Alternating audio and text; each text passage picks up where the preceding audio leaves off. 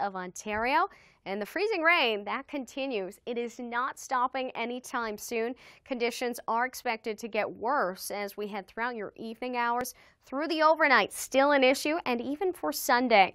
This moisture is really going to push further east.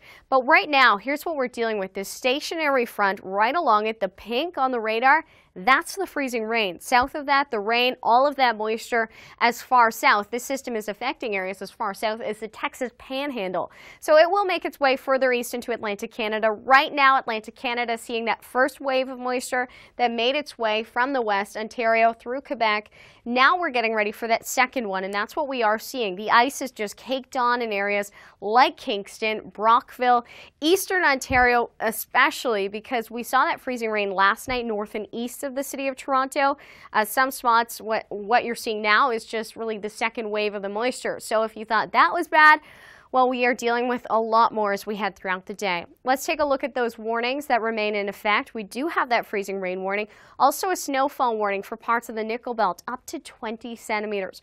Our very own Kasia Badurka has been very busy today. Side with more on this messy system. Thanks so much for that, Kasia. Speaking of Edmonton, we're expecting to see some freezing rain tomorrow evening. So not right now, but that will be a story later on.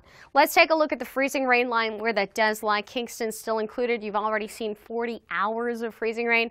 Some people have been without power as of early this morning. So it's important if you are in these highlighted areas, especially where we have those warnings in place, make sure you have a wind-up or a battery-powered flashlight handy because power outages are expected. We are dealing with thousands of them right now. And if you can't watch us on the TV side, you can always head to theweathernetwork.com. If you have something charged that you can watch it on, we will have live streaming as we continue to track this storm. A winter storm warning that remains in effect because of the snow up to 20 centimeters and then the freezing rain on top of that.